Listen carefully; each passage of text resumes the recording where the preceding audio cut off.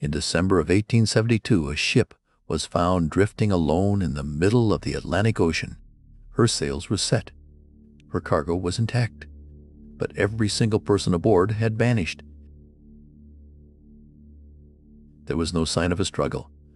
No bodies, no blood. Just an empty ship sailing on without a single soul to steer her. The ship was called the Mary Celeste, and 150 years later, her mystery has still never been solved. This is everything we actually know. On the 7th of November, the Mary Celeste set sail from New York, bound for Genoa, Italy. In her hold, she carried 1,700 barrels of raw industrial alcohol. Her captain was Benjamin Briggs, an experienced and deeply religious seaman with a spotless record. And he was not sailing alone. He had brought his wife, Sarah, and their 2-year-old daughter, Sophia, along for the voyage. 7 experienced crewmen completed the company, 10 souls in all. They were well supplied with 6 months of food and fresh water aboard.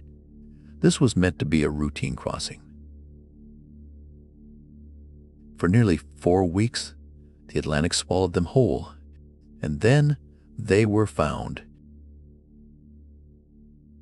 On the 4th of December, another ship, the Dei Gratia, spotted a vessel behaving strangely on the horizon. She was yawing and drifting, her sails set awkwardly, as if no one had touched her wheel in days. By strange chance, the Dei Gratia's captain, Morehouse, knew Briggs personally. He had dined with him just before they sailed. Sensing that something was terribly wrong, he sent his men across the water to board her. They climbed aboard and called out. No one answered. The Mary Celeste was completely deserted. And yet, she was in good order. She was seaworthy. She could have sailed on for months more. Below deck, everything was eerily normal. The crew's belongings sat untouched. Their oilskins and boots were still there. There was food. There was water. There was tobacco, and there were valuables, and none of it had been taken. Sarah's sewing was set aside mid-stitch. A small child's toys lay in the captain's cabin. But the people were gone, all 10 of them.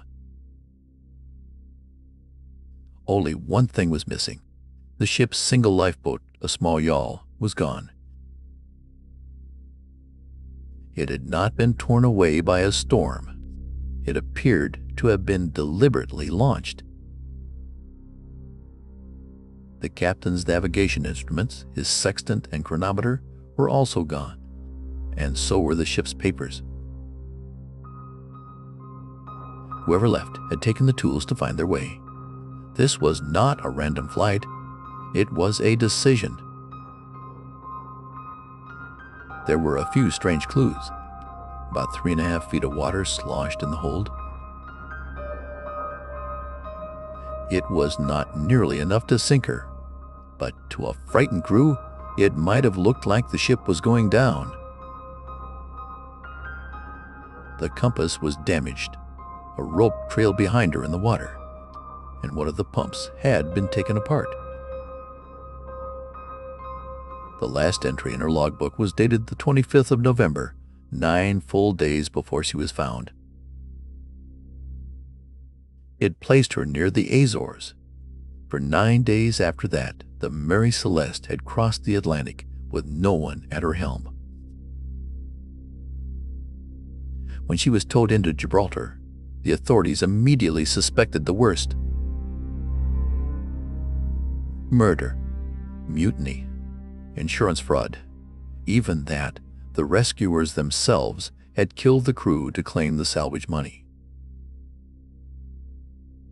Investigators searched the ship for blood, for weapons, for any sign of violence at all. They found none. After months of inquiry, everyone was cleared. There was simply no evidence of any crime. The truth was, nobody knew what had happened. And into that emptiness, the legends came pouring in. A decade later, a young writer named Arthur Conan Doyle published a chilling fictional tale about the ship. He invented eerie details: warm meals left on the table, a still steaming pot of tea. None of it was ever true. But the myths stuck, and they buried the real and far more human explanation. Because the most likely answer lies with the cargo, those 1,700 barrels of alcohol. When the ship was finally unloaded, 9 of the barrels were found completely empty. They had been made of porous red oak. In the heat, they may have leaked, filling the hold with invisible explosive fumes. Now, imagine a sudden rumble, a frightening belch of vapor from below. To Captain Briggs, it may have seemed the ship was about to explode. In that panic, he may have made a fatal decision to abandon ship just until the danger had passed. He loaded his wife, his little girl, and his crew into the small yawl and tied it to the ship with a long rope to wait it out from a safe distance. But the explosion never came. And then, out on the water, the wind began to rise. The Mary Celeste caught the breeze and began to pull away. The rope snapped taut and then broke, and the ship sailed on, faster than they could ever roll. The 10 of them were left adrift in a tiny open boat in the middle of the Atlantic Ocean. They were never seen again.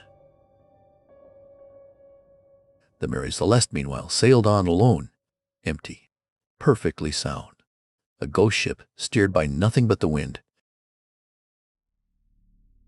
We may never know for certain what happened that day, but somewhere in the cold Atlantic, 10 souls paid the price for a danger that never came, and the sea has kept them ever since.